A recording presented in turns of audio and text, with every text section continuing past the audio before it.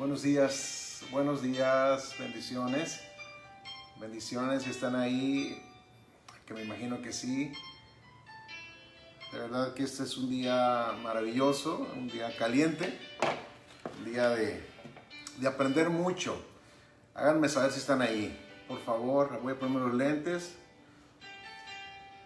Bueno, es lo mismo. Bendiciones, ya veo que hay algunos ahí conectados. Son súper puntuales, me encantan, son los mejores. Gracias por estar aquí. Es un día de domingo, maravillosos domingos donde hay que aprender mucho, hay que escudriñar mucho, hay que recibir mucho. Bueno, bien, bendiciones, hermana Cheli, Frances, León, Emilio. Bendiciones. Háganse presentes, por favor, con sus saludos. Sería, bueno, hermana Mari Castro. Bendiciones también para usted. Qué bueno que ya están aquí. Bueno, son las 2 de la tarde. Hoy vamos a tener un domingo, sé que un domingo de la presencia del Señor, un domingo de aprender la palabra, de recibir la palabra. Bien, Álvaro, mijo, bendiciones. A usted que nos ve, no se vaya, quédese estos minutos, quédese con nosotros, vamos a estudiar la palabra, ¿les parece? Quiero bendecirles. Arely, qué bueno que estás acá. No se vayan, permanezcan ahí. Es más, yo les aconsejo que sea una disciplina de 12 a 1 o a la hora que usted nos esté viendo, porque se puede relajar. Para mí son las 2 de la tarde y no he hecho más que esperar este momento. Vamos a hacerlo igual. Bueno, vamos a cantar, ¿les parece? ¿Les parece si cantamos algo? Ahorita seguimos saludando.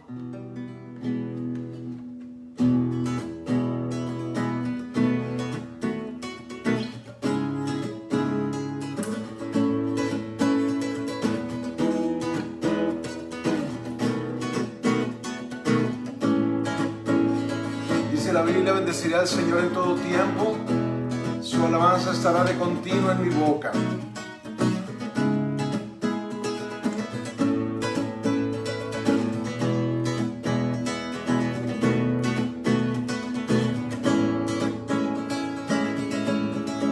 Dice así: eres tú la única razón de mi adoración, oh Jesús. Eres tú la esperanza que anhelé tener, oh Jesús. Confío en ti, me has ayudado, en ti me has ayudado. Tu salvación me has regalado. Soy mi corazón, con mi canto te alabaré. Te alabaré.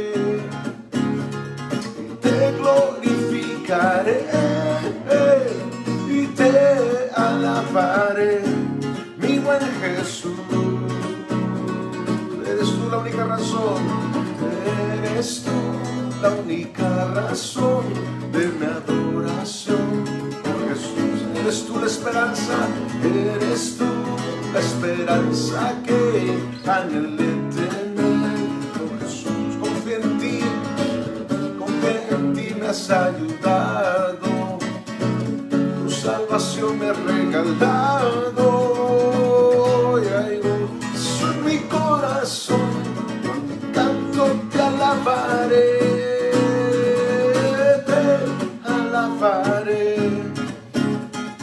te glorificaré y te alabaré, mi buen Jesús. Te alabaré,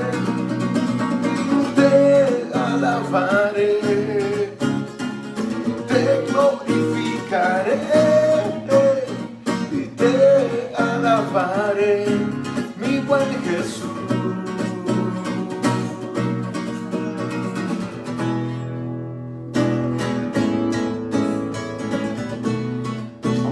confesar la palabra diciendo: en todo tiempo te alabaré. A ver, dígalo, en todo tiempo. En todo tiempo te adoraré. Otra vez, en todo tiempo. En todo tiempo te alabaré. En todo tiempo te adoraré. Te alabaré. Te glorificaré. Te alabaré, mi buen Jesús. Te alabaré, te glorificaré, te alabaré, mi buen Jesús.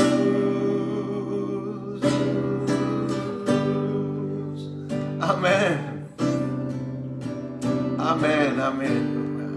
Bendiciones, amigo mío. Bendiciones, José Lícito, pastor en Lima, en Perú. Sabemos que también están pasando ustedes un tiempo muy difícil, igual que nosotros acá en México. Oramos por ustedes. Sé que ustedes lo hacen por nosotros. El jueves cantábamos una canción también así de este tipo. Y vamos a cantarla otra vez más.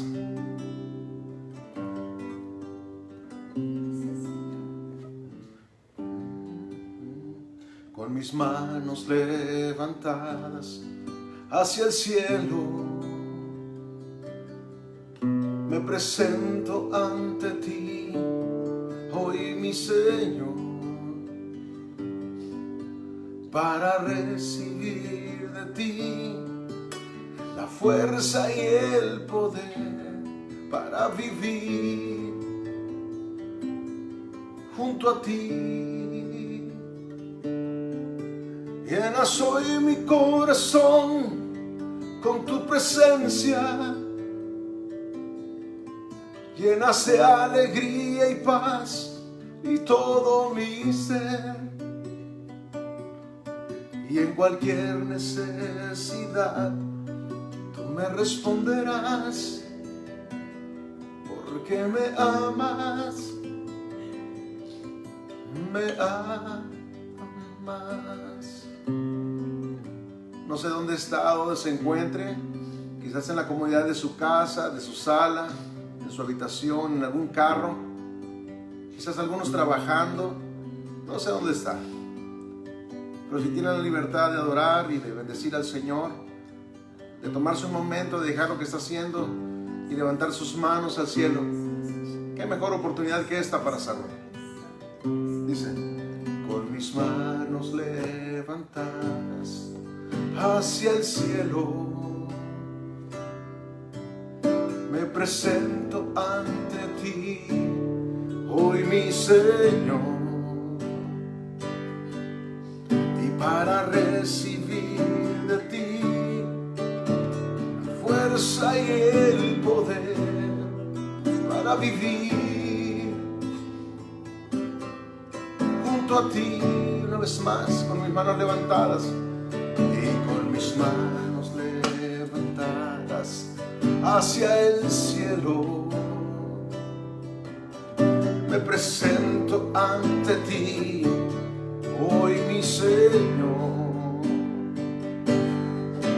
para recibir de ti la fuerza y el poder para vivir junto a ti. Y llenas hoy mi corazón con tu presencia,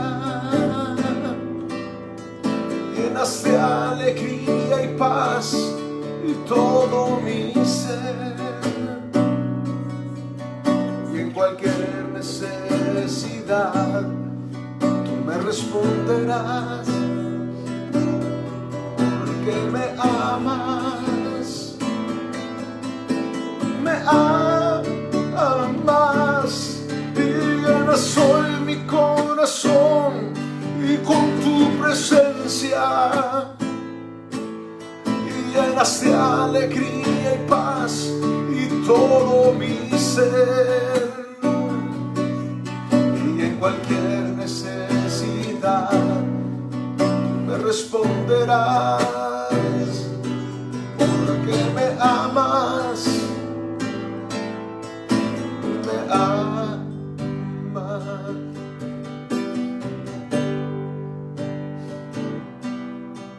Llenas el corazón, Señor, de cada persona que está en este lugar, en su lugar allí, tratando, ministrando, quebrantando, redaguyendo, de acuerdo a sus necesidades, a lo que cada persona necesita, porque tú eres un Dios poderoso que lo sabe todo, que lo escudriñas todo, lo profundo de nuestros corazones. Sabemos que estás allí, Dios. Y llenas hoy mi corazón y con tu presencia llenas de alegría y paz todo mi ser. Y en cualquier necesidad tú me responderás, porque me amas, me amas. Y llenas hoy mi corazón y con tu presencia llenas de alegría y paz y todo mi ser. Y en cualquier necesidad tú me responderás, porque me amas, me amas.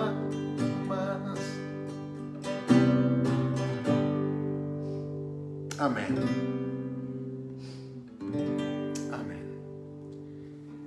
Qué bueno que está aquí. Gracias por acompañarnos. Veo aquí algunos, los que puedo alcanzar a ver.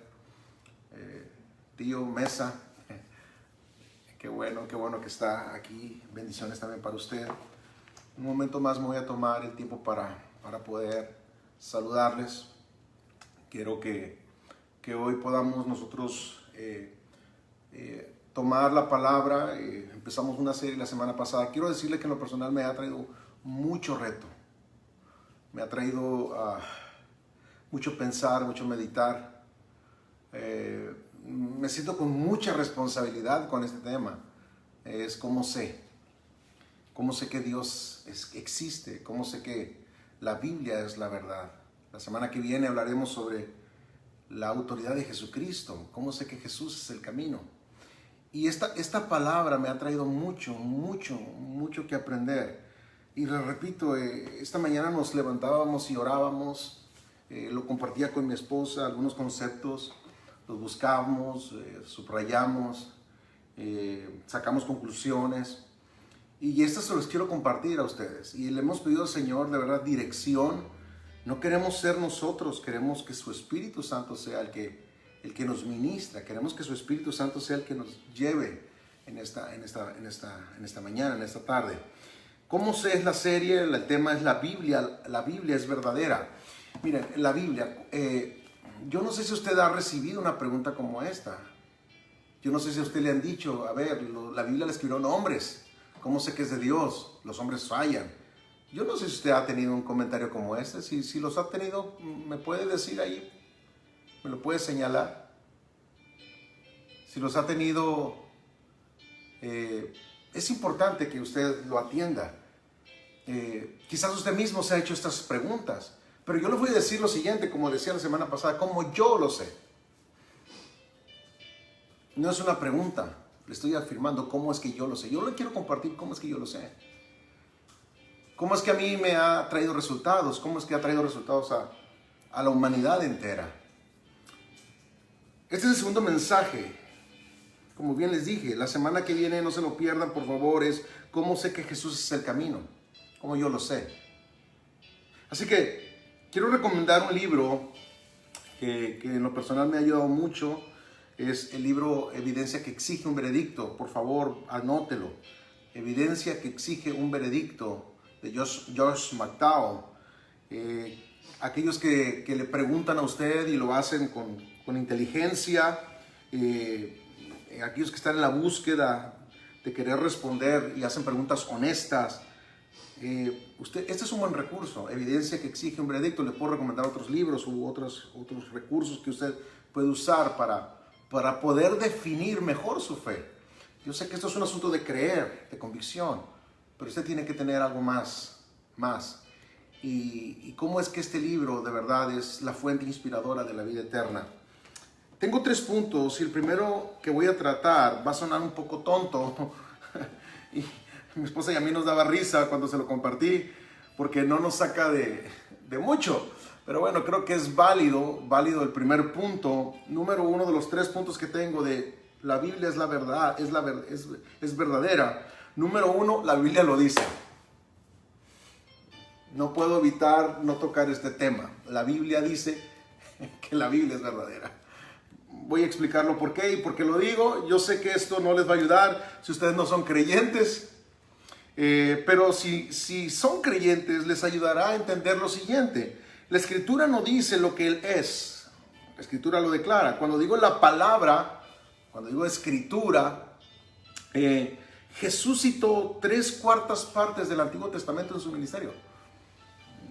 3/4 partes tal vez sea para muchos muy fácil, pero para muchos no. Es un círculo, haz de cuenta, es un círculo. Pártalo en 4, 1, 2, 3. Esas son 3/4 partes. Perdón por el ejemplo, pero para ser un poquito más claro. 3/4 partes la usó Jesús en su ministerio. Y esto es impresionante. Él siempre le llamó las Escrituras. Esto también es muy importante que usted subraye y está haciendo notas. Él siempre decía, escrito está, escrito está, escrito está, escrito está. Él venció a Satanás en el desierto, ¿se acuerdan esto? Lo venció, diciéndole, escrito está. Así que Jesús mismo autentifica las Escrituras al llamarlas las Escrituras. Díganme si están ahí, por favor. Pueden hacerle así, corazones o un like si están ahí, por favor.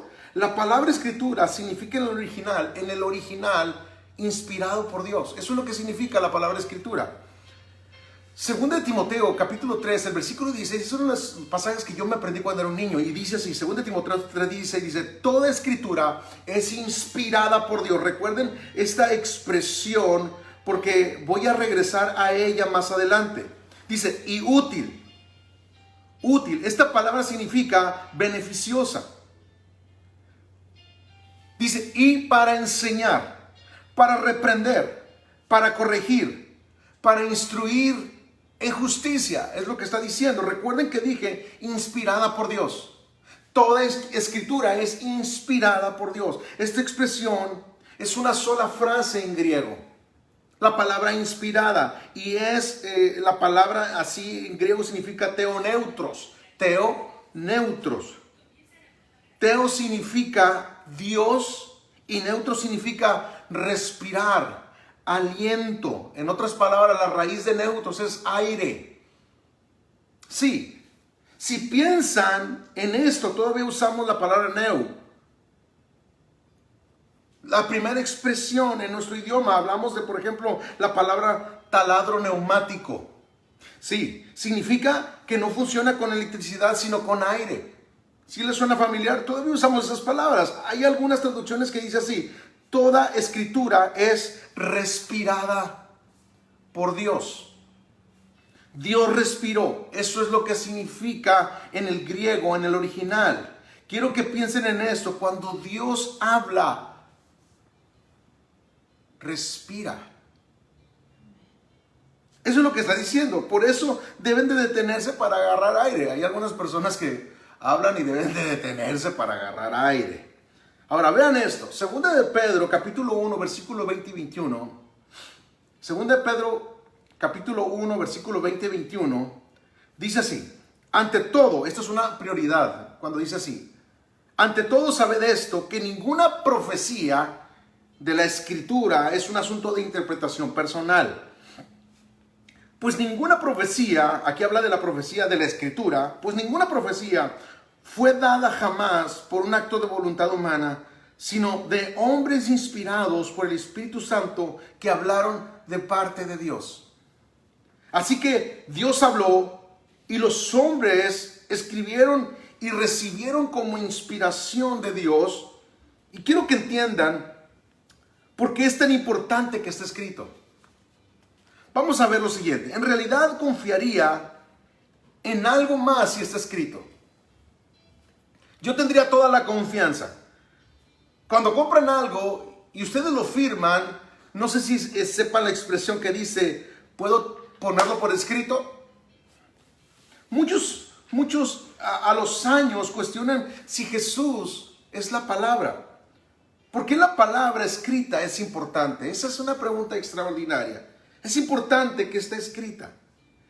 Regresaré a esto un poquito más adelante y les daré un ejemplo de esto, pero había un estudiante, es un ejemplo que tengo para ustedes, que estaba haciendo su tesis de doctorado en una de las universidades. Y él estaba en desacuerdo con algunas cosas de la tesis, por ejemplo, hacerlo escrito. Y decidió defender una postura en su tesis cuando hacía la presentación, y lo hacía de una manera profunda y verbal.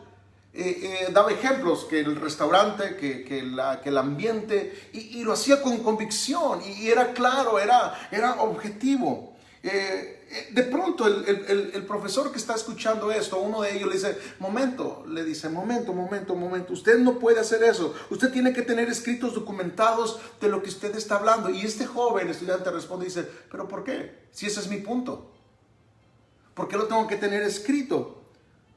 Porque es más importante, decía este joven, lo escrito que lo verbal. El profesor respondió y le dice, ya está bien, le entiendo, sé por dónde va, así que proceda, termine. Así que el estudiante siguió con su presentación y lo hizo de una manera impecable, muy capaz el muchacho. Unos meses después el profesor lo contactó y le dice, quiero que sepas que ganaste. Vas a recibir tu doctorado muy pronto, pero no te lo vamos a dar por escrito. ¿Sí? ¿Comprenden? Solo toma nuestra palabra. Así que es importante que esté por escrito. Es muy importante. Esta es una forma en que yo sé lo que la Biblia me dice. Y la segunda manera en que yo sé que la Biblia es verdadera, número 2, es asombrosa. Número 2, es asombrosa. Solo por comparar, no por hablar mal de otras religiones, ni jamás sería mi objetivo, nunca lo he hecho, no lo voy a hacer. El libro de Buda, por ejemplo, es la vida de un hombre. Y es una compilación después de su muerte de todos sus escritos. El otro es el Corán, el Islam. Son escritos de un hombre que también fueron compilados después de que murió. Pero repito, es de un solo hombre. Ahora, la Biblia, atención con esto, tiene 66 libros escritos por 40 hombres a lo largo de 1500 años. Escuche bien, 66 libros, 40 hombres en poco más de 1500 años. Hay un solo hilo conductor que recorre el libro y es absolutamente asombroso. No encuentro otra palabra para definirlo mejor. Empezaron a escribir la Biblia casi a mediados del siglo XIV a.C. Continúa a finales del primer siglo después de Jesucristo. Así que por poco más de 1500 años, 40 autores diferentes, 66 libros, 39 del Antiguo Testamento, 27 del Nuevo Testamento, el factor de colusión es un milagro. O sea, hace que todo coincida, o hace que todo lo que coincida sea un milagro. Díganme si están aquí. Las profecías son asombrosas. Y saben una cosa, ya se han cumplido todas. Solamente falta una. Y es que Jesucristo venga nuevamente por su iglesia.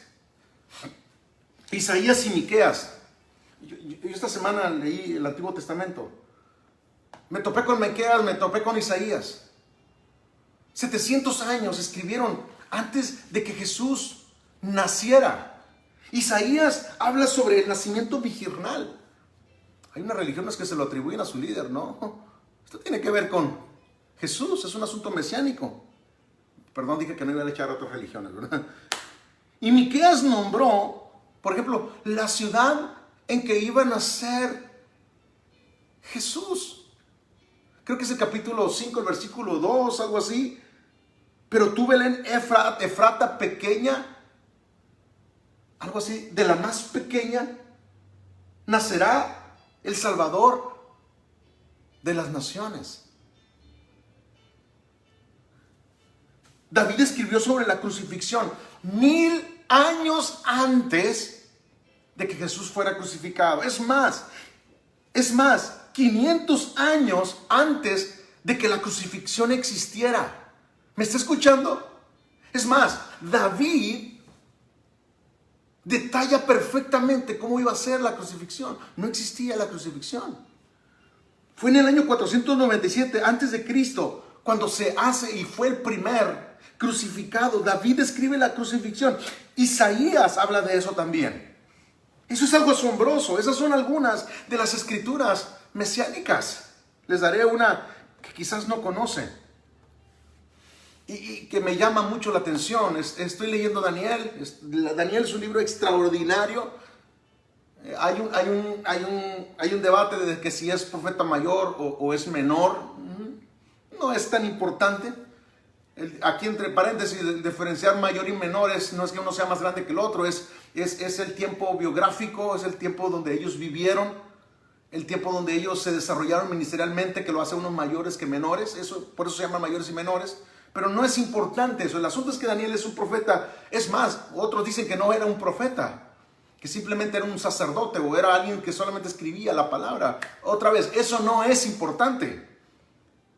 Lo increíble es que él dio una profecía acerca de un reinado, de un hombre que se iba a levantar, un imperio que domina al mundo. Y dice que de repente este reino tan poderoso, repentinamente sería derrocado cuando había alcanzado a todo el mundo. Y luego dice que este reino poderoso se divide en 4. Y esos 4 después se convierten en 2. Y esos 2 después se convierten en 1. Y luego después de esto llega el Mesías. Eso fue lo que predice Daniel. Entonces Daniel escribe 500 años antes de Jesús. Escuche, 500 años después de Jesús, 300 años antes de Cristo, existe un hombre llamado Alejandro el Grande. Sí, que dominó el mundo. Alejandro fue asesinado cuando tenía 32 años. Él había dominado el mundo y fue asesinado repentinamente, y su reino repentinamente se divide por 4 generales que hacen 4 imperios de él. Y de pronto esos 4 generales, esos 4 imperios se convierten en 2 imperios.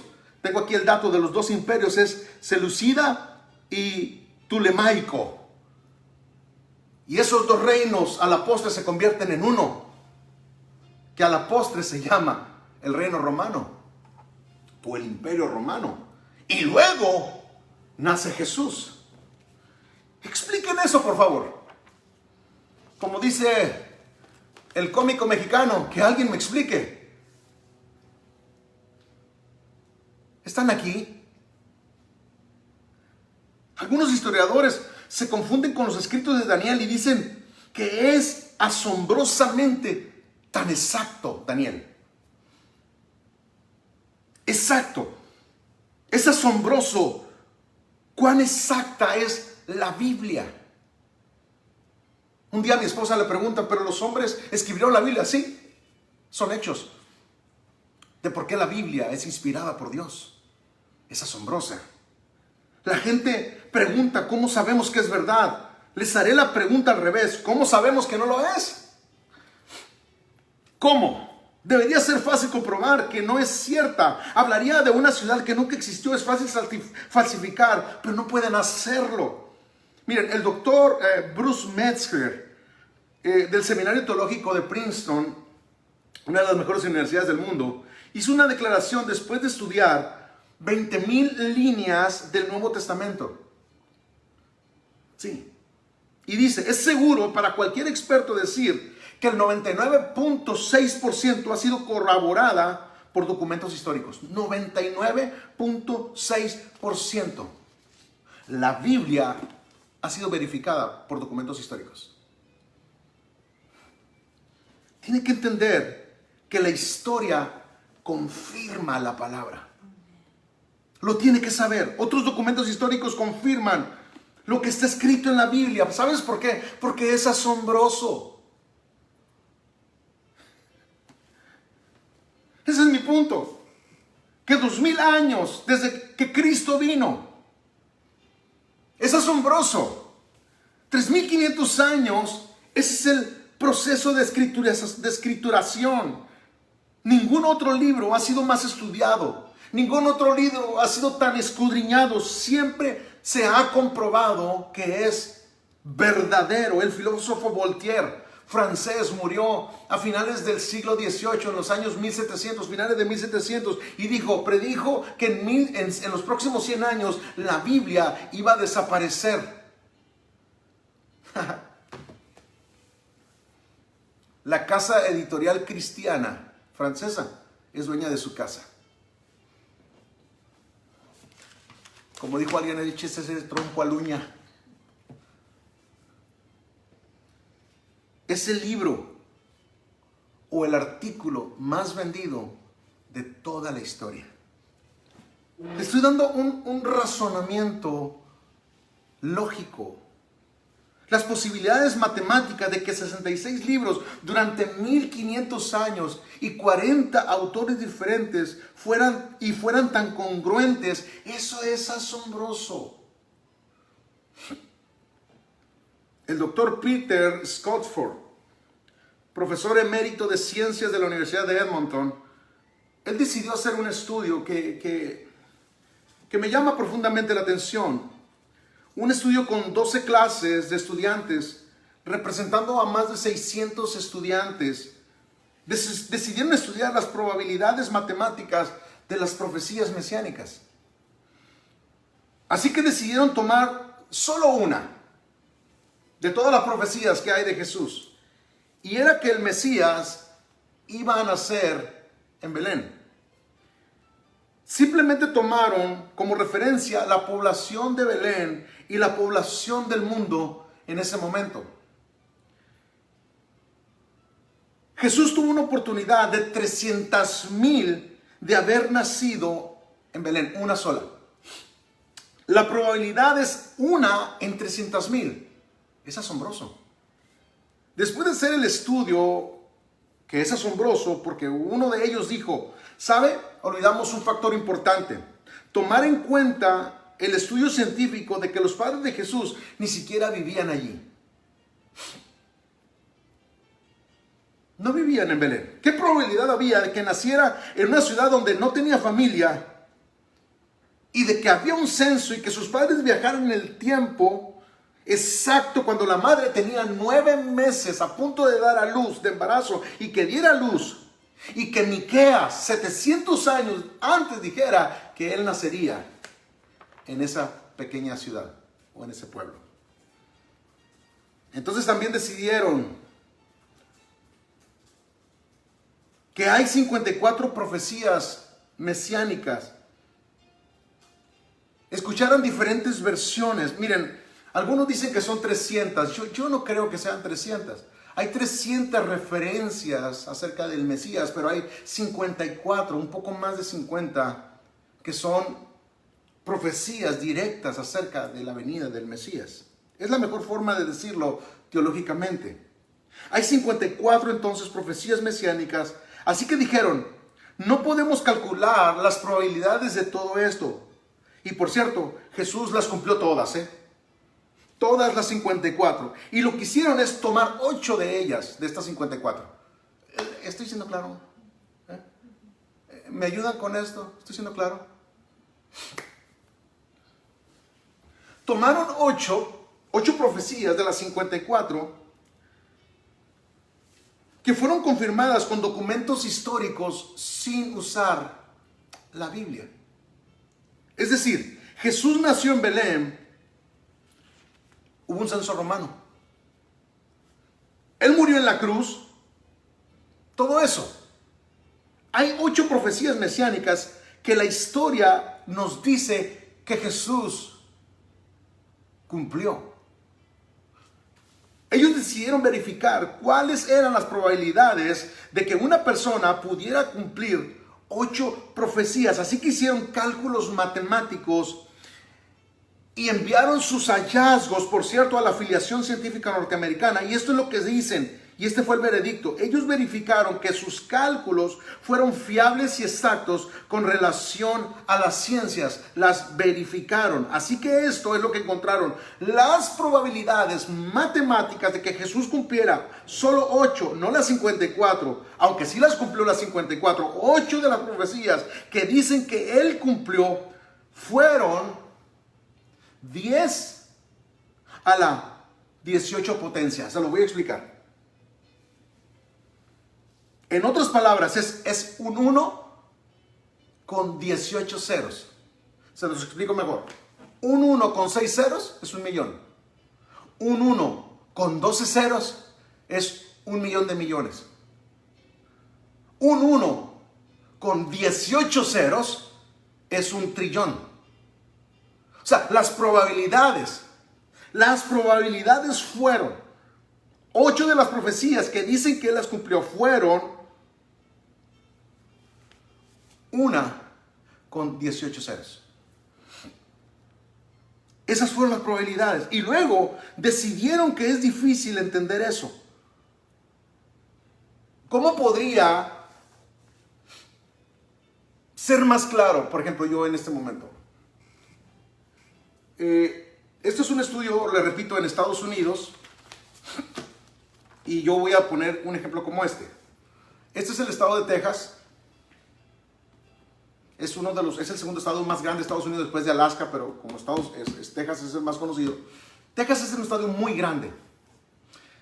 Si a Texas yo lo saco de Estados Unidos, o sea, si lo sacara el mapa, para acá está el Atlántico, literal, aquí estoy en el Atlántico. Para acá está el Pacífico. Si yo hiciera esto, el estado de Texas, donde está, llegaría al Atlántico. Si yo hiciera esto, el estado de Texas llegaría al Pacífico. Si yo hiciera esto hacia enfrente, hacia el sur, llegaría Texas hasta el mar Pacífico, donde está México. Si yo hiciera esto hacia atrás, el estado de Texas casi llegaría a Canadá. Lo que estoy diciendo es que el estado de Texas es inmensamente grande. Y se tomó una moneda de plata, que es la moneda de $1 de Estados Unidos, que es más o menos como la de 10 pesos mexicanos.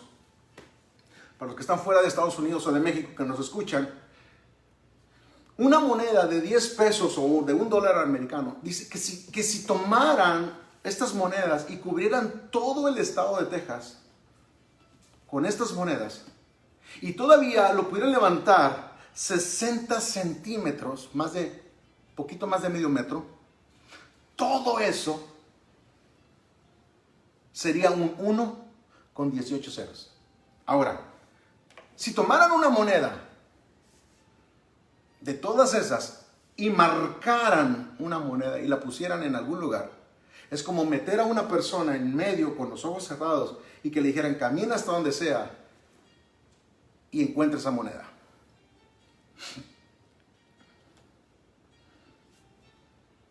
Así es la probabilidad. Y Jesús las cumplió todas. Entonces, ¿cómo puede hacer eso? Bueno, entonces aquí entra el tercer punto. Conozco al autor personalmente. Número 3, conozco al autor personalmente. Les he dado datos científicos, cómo es que la Biblia es la verdad. Y en algún punto van a tener que tomar un paso de fe. No es un salto, es solo un paso. Porque la Biblia señala a una persona y esa persona se llama Jesucristo. Le leeré unas escrituras que dicen Juan 5:39. Jesús dijo, examinaos las Escrituras, porque vosotros pensáis en ellas, tenéis vida eterna. Y ellas son las que dan testimonio de mí. Juan 1:1 dice, en el principio existía el Verbo, y el Verbo estaba con Dios, y el Verbo era Dios. Juan 1:14 dice, y el Verbo se hizo carne y habitó entre nosotros. ¿Saben cómo sabemos que la Biblia es verdad? Porque el Verbo se hizo carne y habitó en la tierra. Si Jesús hubiera sido un charlatán, Él pudo haber cambiado una sola palabra y ustedes pudieran haber falsificado su vida. Él pudo haber dicho, me levantaré de entre los muertos espiritualmente. Pero Él no dijo eso. Entonces, algún otro mofador hubiera dicho, escucha, su cuerpo aún está en la tumba, y todos habrían dicho, sí, pero espiritualmente. Es tratar de justificar algo que no existe.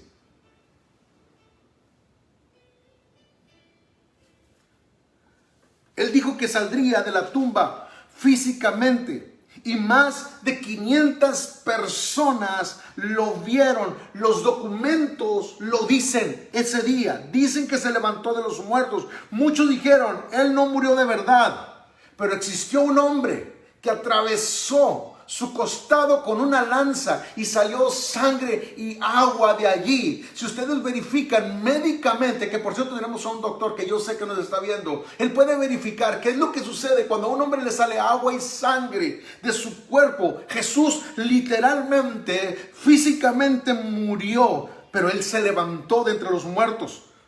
Por cierto, Mahoma sigue en la tumba. Buda sigue en la tumba. Pero después de 2000 años, los arqueólogos nunca han encontrado el cuerpo de Jesucristo. Nunca y nunca lo van a hacer.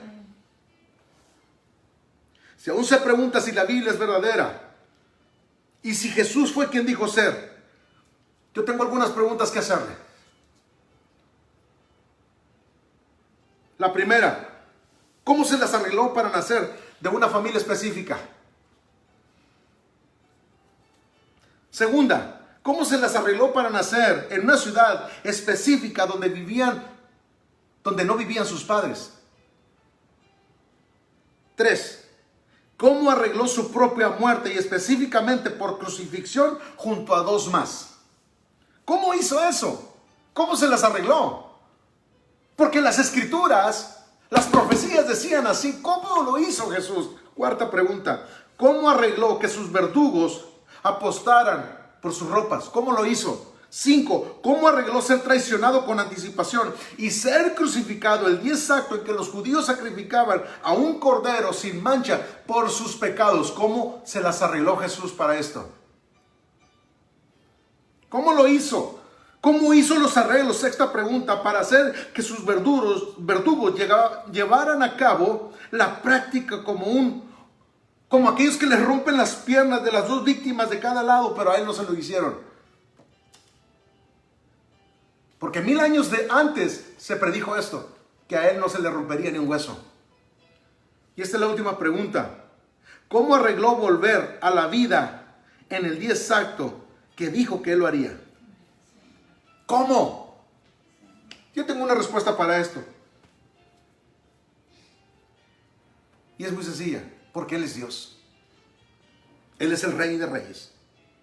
Él es Señor de señores. Esa es la única manera. Él es Dios. Él es el Hijo de Dios. Él murió en esa cruz porque Él les ama.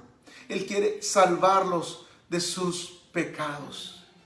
El tema principal de la Biblia es el amor que tiene para usted. Ese es el tema principal. La Biblia dice, porque de tal manera Él amó tanto el Padre al mundo, a usted, que envió a su único Hijo. El tema principal, el amor. Él es amor. En rescate por su vida. ¿Quiere recibirlo? ¿Quiere hacerlo? Es hacer una oración de confesión y decir, Padre mío, hoy confieso a Jesús como tu Hijo y como mi Señor. Yo me arrepiento de todos mis pecados Me arrepiento de todo lo malo que he hecho y te pido una nueva oportunidad. Te pido que entres en mi corazón, que cambies mi vida, que cambies mi manera de pensar. Quiero que seas Señor de mi vida. Lo declaro en fe. Amén. Padre, que esta palabra sea poderosa en la vida de cada persona que la escuche. Que podamos cambiar nuestra manera de pensar, nuestra manera de hablar, de actuar. Que haya cambios verdaderos. Que nuestra fe sea fundamentada en los principios que tú estableciste para nosotros. Que es tan extraordinaria que 1500 años, ningún versículo se contradice con el otro. Hombres que no se conocieron, la mayoría no lo hizo. Tú vertiste tu corazón, Señor, en amor por nosotros. Que esta palabra cobre vida, que podamos ser amantes de ella, conocedores de ella, personas que escudriñamos la Escritura y que comemos el pan diario. Inquieta a cada persona a buscarte. Que entendamos que la ley de Jehová es perfecta, que convierte el alma, que los testimonios de Jehová son puros, que hacen sabio al sencillo, deseables son más que el oro, y más que mucho oro afinado, mucho más que la miel, dulces más que la miel, que la que destila del panal. Con que limpiará el hombre su camino, y es con guardar su palabra. Lámpara es a mis pies tu palabra, lumbrera a mi camino. Que esta palabra quede para siempre en nuestras vidas, y que sea esa luz en nuestras vidas para siempre. En el nombre de Jesús. Amén.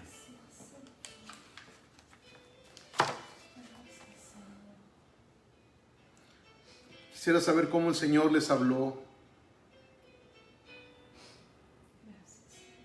Quisiera saber cómo el Señor ha tocado sus vidas.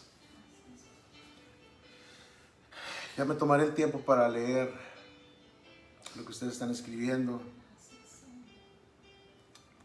Les agradezco mucho, mucho el que nos pongan atención y que estén aquí, que se tomen el tiempo. Vuelve a escuchar este video. Sé que di mucha información. Si tiene preguntas, por favor, hágalas. Si podemos responderlas, con mucho gusto se las vamos a responder. Yo les bendigo. Si tiene algo que compartir, hágalo. Será de mucha bendición para nosotros. Les mando un fuerte abrazo. Todas las bendiciones. El próximo jueves nos vemos aquí. Seguimos con lo que comenzamos la semana pasada. Del sueño al destino.